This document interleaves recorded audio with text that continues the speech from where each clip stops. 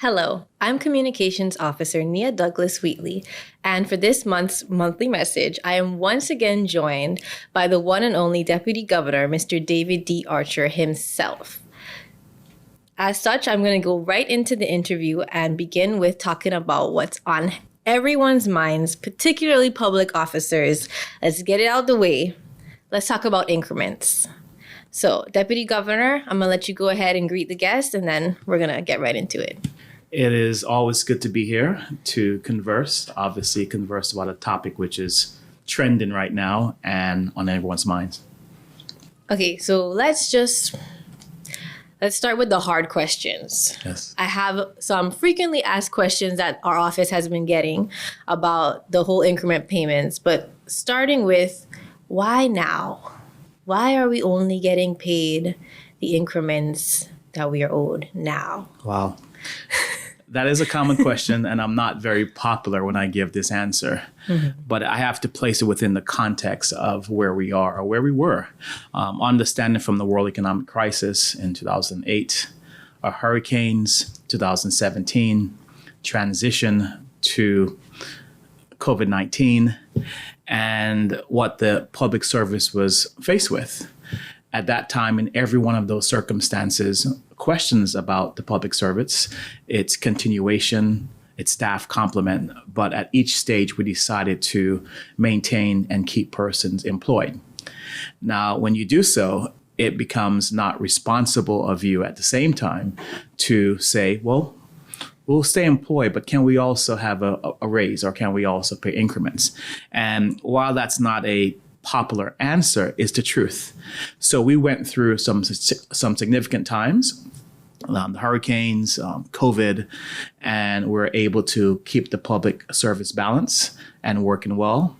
And once we've come out of those challenges, which we are now, that's the reason why you've seen considerations for increments being paid. And as we'll talk about later on, also a review of our compensation. Okay, so another one that we often get is, when will I get my increment payments? When exactly will I get them? Yes. Well, we made a commitment at the point of making the announcement of increments being paid to have all increments processed by the end of June. That's the end of this month.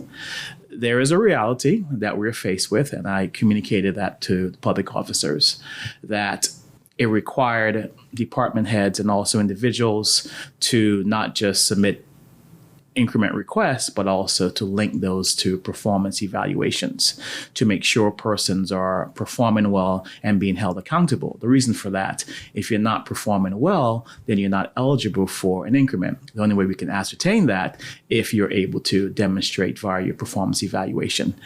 Some of those have been slow in coming, which have actually impacted the ability to deliver increments based on our particular deadline of June 30th. Where we are, however, roughly paid a little bit under 1,000 employees. We estimate about 2,400 to be paid, and we're well on the way, aggressively working towards it. One thing I do need to recognize is not just a click of a button to pay these increments. Each increment payment, for example, for persons who've had changes in between the years, takes about 30 to 40 minutes to calculate one, just to make sure that persons are being paid correctly and on the right steps and on the right grades. But we're doing well. Not everyone is happy, but a lot of persons are happy. I think the HR department has done a good job at plugging away to try and get this done. And we aggressively meet every Monday to try and make sure we get persons paid and updates accordingly. So as long as you've met expectations, because of course, when you do your performance evaluation, you're given a score. Yes. So if you have a score that fits within meeting expectations, you will get paid the increments that you are owed, correct? 100%. Even if you're not in the service. Yeah. So if you worked in the public service during those years and you left last year or the year before, but once you performed well in the years while you were there, you're eligible also for those increments. Likewise, if you retired and you would serve those years, then you will also receive your increment. And this is starting from the 2019, or was it 2018? So 18 increments are paid in 19 increments are paid in 20. So if you were working in 2018, but you since left the service, you still get those payments. Yes, indeed. Okay, that's great. So that answered my other question, which is most people are wondering, will I still get them if I'm not here anymore, if it's just for people who are still in the service? Yes. So why is it another one that we're getting is there are people in my department who have gotten paid, but I haven't gotten paid yet. Why is that? Yes, that's rather common question. There's something which is called making payments for persons without changes. And the computer is best to assist us with doing that. For persons who have changes, those calculations take time to be done. So you will see some persons in your office who might have been paid, but you have not been paid. And it could be a situation of ensuring the performance evaluation was submitted or ensuring the calculation is correct. So what we do ask persons, don't be too alarmed. Don't become too afraid. You can speak to your HR manager directly, or even my office, Ms. Cupid, Kishan Cupid, have a dialogue with her, ask the questions before you ring any alarms, and we'll provide answers for you. Okay, and that more or less brings me to my next question. So you spoke about there are officers that are categorized with changes and without changes. So what happens if I switched roles? For example, if I move from an accounts officer 1 to an accounts officer 2, let's say in 2020, I spent the first 6 months as an accounts officer 1 and then the last 6 months as an accounts officer 2. Yes, that assumes a possible promotion in between. The basics, you have to work in one particular role for at least 9 months of the year in order to receive your increments. If you're going to be promoted within that year, your promotional salary will have a consideration for the increment you may have received. So you will not receive the increment and your promotion. But if you've worked in that role for at least 9 months, then you will be eligible for the increment. So if I was accounts officer 1 until September, from January to September, and then I became accounts officer 2, I get my increments for indeed. that. Yes, okay, indeed. That's great.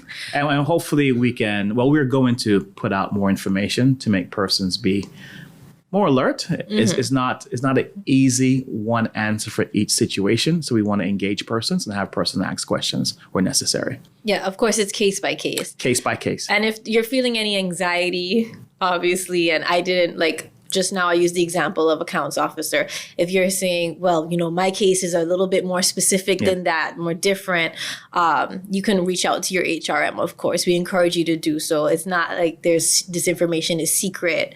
Exactly. We want everyone to feel comfortable and know that you will be getting paid as promised. Exactly. So long as you worked those years. Yes, indeed. Yes, indeed. Okay. So we touched on this a little bit, but how are the increment payments calculated? Wow, that is definitely not a question that I can answer via dialogue. Not in detail. So I was told that you were a payroll officer. So I'll put that out there. But of course, and I myself, I don't want to hear numbers. I don't want to hear math because it confuses me. Yes. But what sort of variables do you consider when calculating someone's? Of course, we start. What is the base? The base is your salary, right? The base is your salary, and the base is the value of each increment. Okay. So every grade has an incremental value. So if you were to receive just the increment value, for some persons, it could be 500, it can be 700, it can be 1,000. That's your expected increment amount. If you receive it right away, that means your salary will move from $10 to $20 because your increment value could be 10. Now, if we have not paid you that increment, in this particular case, 18 and 19, you can expect the value of the increment, but also what should I have been paid if I had that salary? So meaning, if I had the salary in 18 and 19, that's $20. But because I did not, then that's where you have the questions of arrears. So basically, the basic thing to understand is, what is my incremental value? Whatever that is on the left-hand side of your salary scale. You will see the value number there. That is the increment value you will receive. Now, obviously, because the increment value also increases your salary, then if you're without that salary for 2 years, then we have to pay you, for lack of a better word, back pay. That works better so people can understand it. If you are at the top of your scale, meaning you've reached the limit, which is 15 or 20, or in some cases 10, then you will receive only the value of the increment, which would be a one-off payment equivalent to a bonus. And all of these are set. Yes. It's for each person who is at, if I'm at a grade 5, step A, everybody on that grade, we all have the same amount. Exactly. So these are fixed values. It's fixed values. Okay.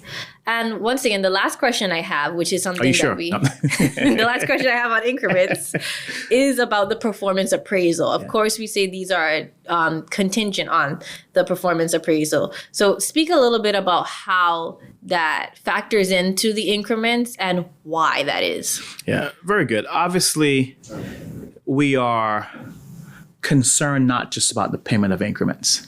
We're concerned about whether or not there's active and valid engagement between the employee and their supervisor, because those performance evaluation are not just used to pay increments. They're really viewed or used to determine a person's competence. It allows recommendations to go forward for promotions. It allows me to gain insight into how I can improve. So without the increments being paid, it's more than that. It's really, how do I utilize this particular tool to ensure I'm being developed? If I'm being developed, but I'm also performing well, then you get the increment as a result. So my priority is never about the increment, although that's not everyone's. But it's really about how we can create the next level of great employees within the public service, utilizing the performance management agreement. And it's not to say that officers who are outstanding are the only ones getting paid. If you meet expectations, although we want you to strive to be outstanding, it's really only if you meet your expectations, you're satisfying the requirements of your role, then you will get your increments. So those who don't meet expectations are the ones who are deemed ineligible. Yes, we hope those are far and few, but the answer is yes. Okay. So once again, if you met expectations, you all would have met with your performance. To do your performance evaluation, you have to meet with your supervisors, yes. Correct? So if you signed off on it and you know you met your expectations, then you will be getting paid the increments that you are owed. We've began paying officers already. And of course, if you have any questions about your eligibility or any concerns about how you'll be getting paid, if you left the service, if you have changes, any of that, we encourage you to reach out to your HRMs or Ms. Kishan Cupid Brathwaite in the Office of the Deputy Governor. Yes, indeed.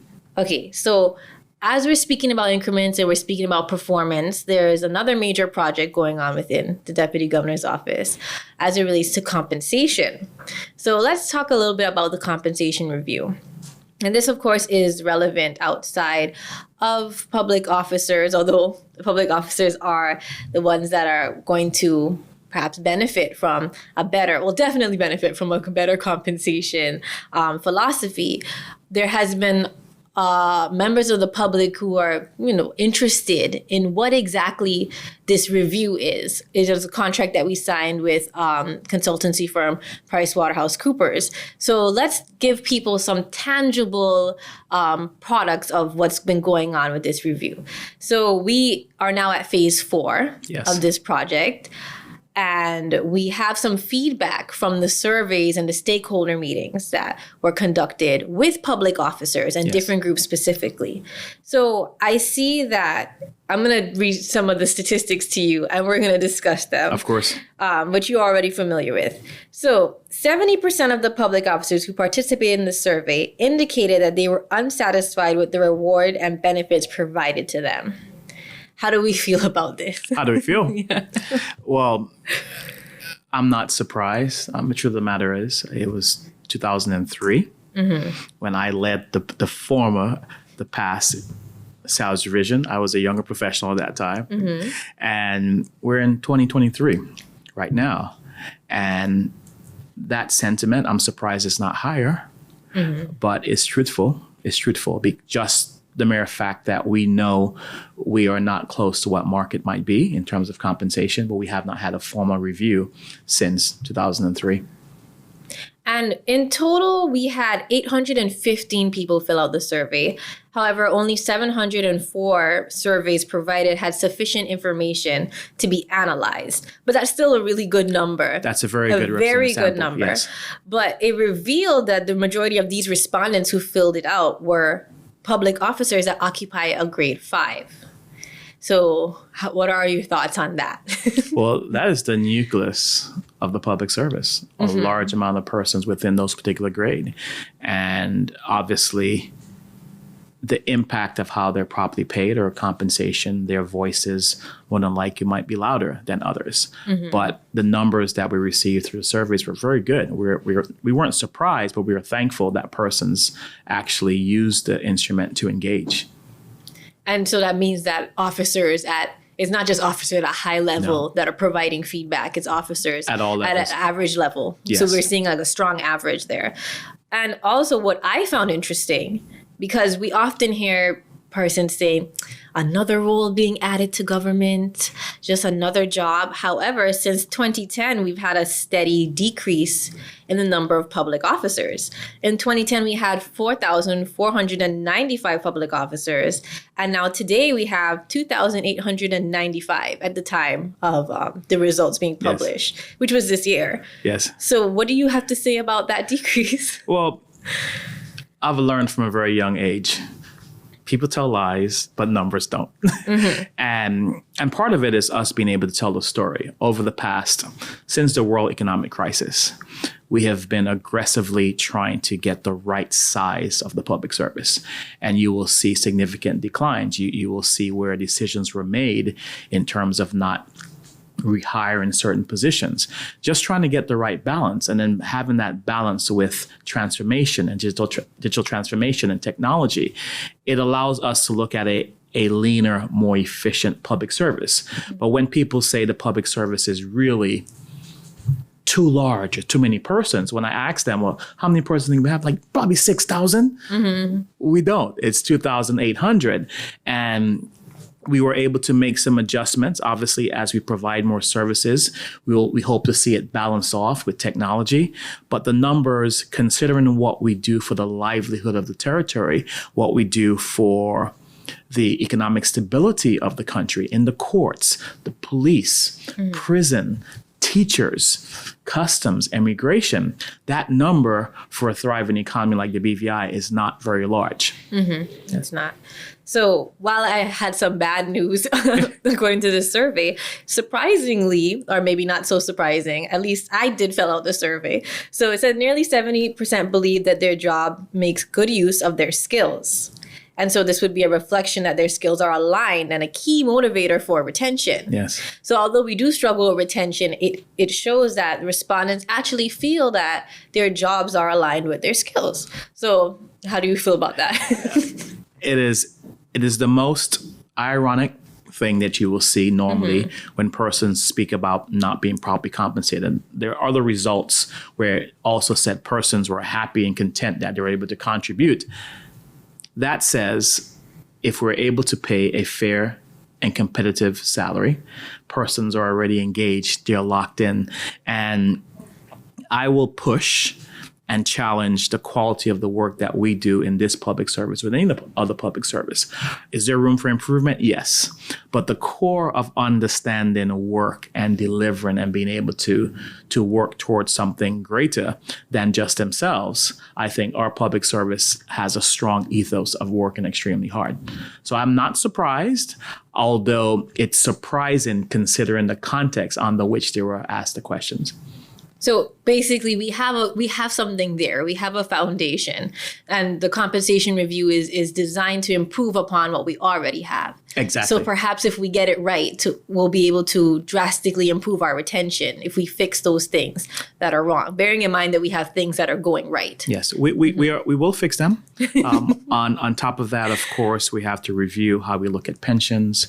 The review of compensation is not just about salary. It's about how do we ensure someone that's a technical person and aspires to be the best technical person ever, how do we ensure that there's an opportunity for them to grow, receive additional benefits without having to cross over to become a manager and lose some of their passion in the technical scale? So we'll look at across the board allowances. Also, the consultancy would look at how we pay and compensate for performance. So we'll have different recommendations regarding how we possibly recognize persons who perform well, but also how we recognize persons who perform exceptionally well, which is what we look for. Again, I'm glad that you're saying that, because what we're really talking about here is a compensation philosophy. Yes. So it's going to be, how do we compensate, not just what are we compensating Yes. people, but the way that we do it. So the whole point of the review is to look at what we're already doing, and then the consultants will make recommendations on what we can do to improve our philosophy in a way that'll benefit public officers.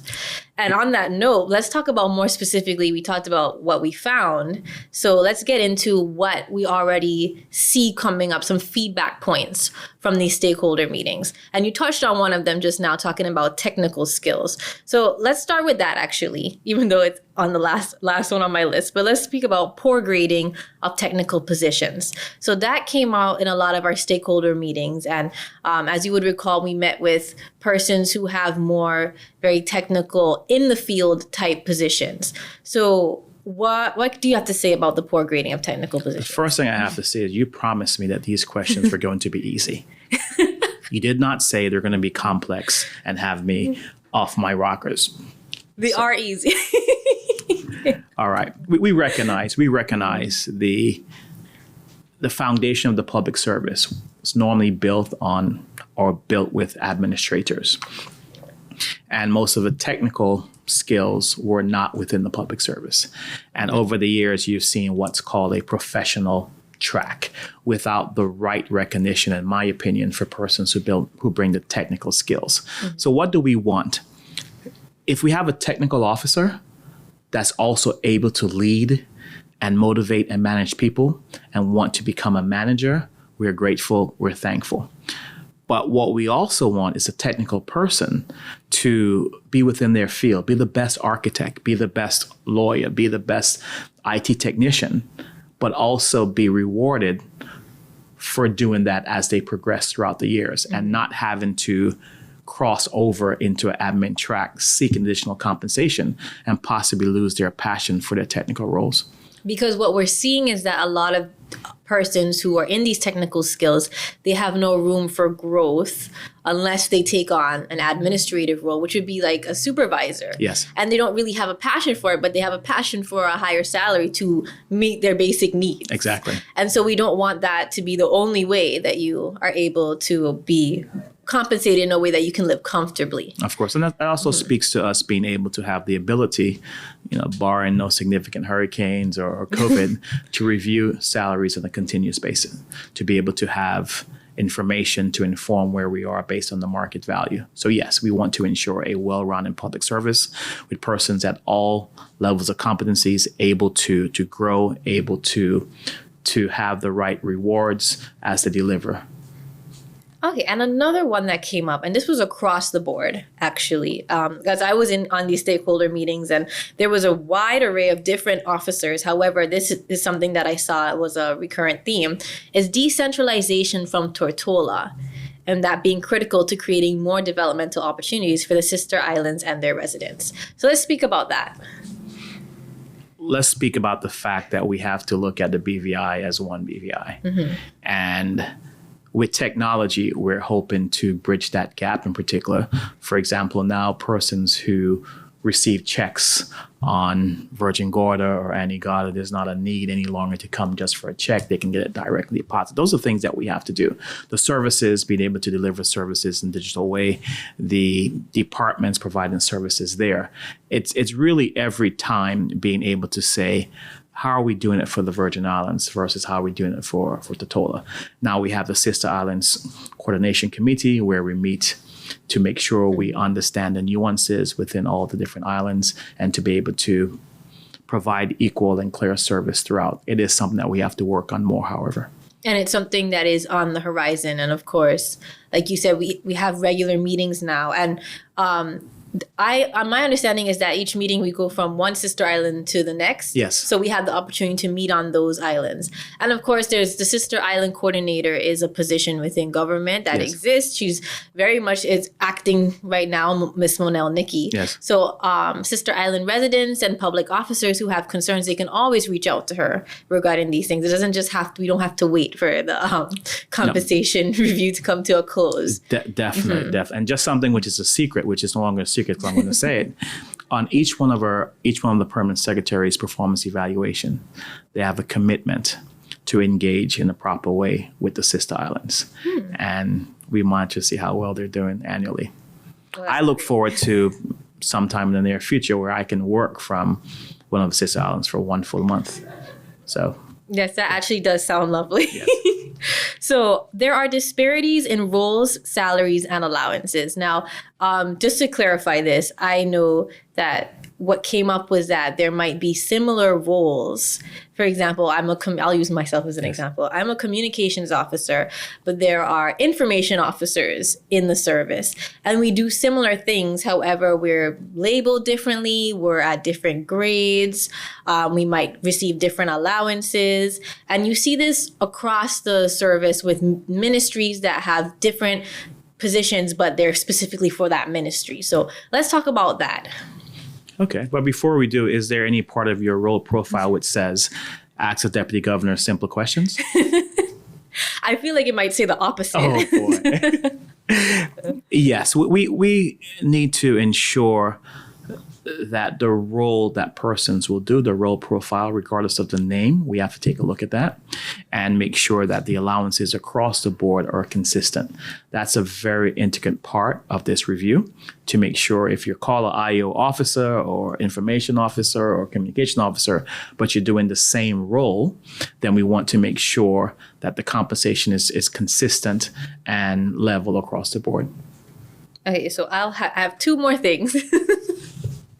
So I'll talk about retention first. Yes. So we know that this is an issue, and this is an issue, and a lot of different organizations struggle with retention. It's something that's developing and advancing throughout the world, different ways that you can retain persons. Of course, COVID saw that we experimented with working remotely, and there are different ways that you can retain employees and incentivize them.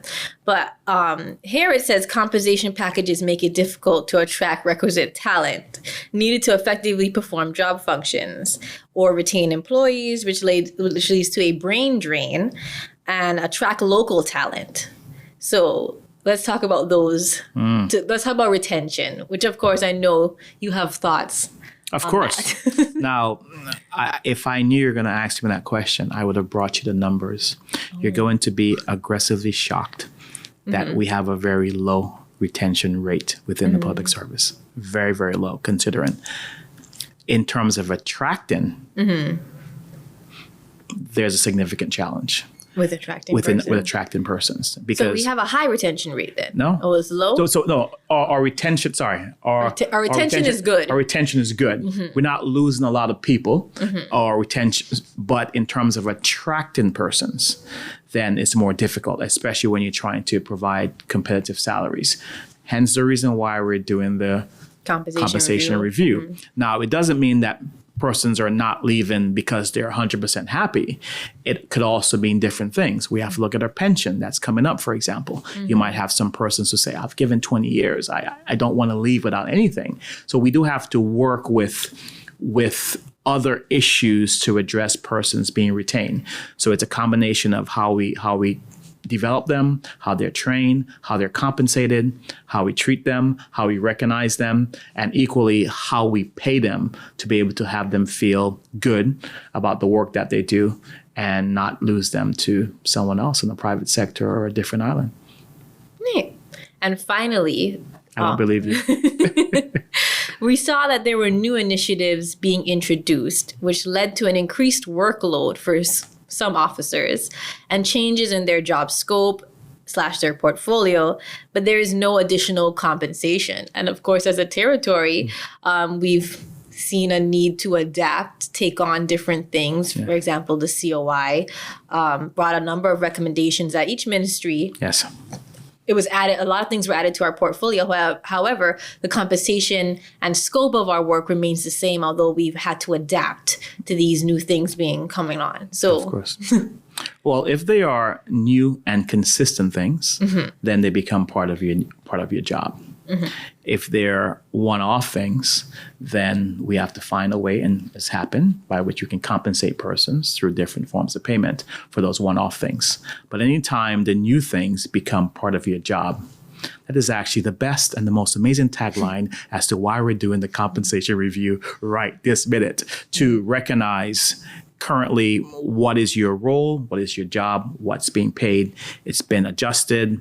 Additional responsibilities. What's now the value of that job compared to what it was 10 years ago? That is the tagline for why we're doing the compensation review right now. Because, of course, we're not the same service that we were 10 years ago. And apparently, we don't even have the same amount of numbers that we had 10 years ago. Okay. Well, I'd like to thank you for speaking with me today, as always, for this month's monthly message. I would like to remind everybody watching, especially public officers, that you will get paid your increments.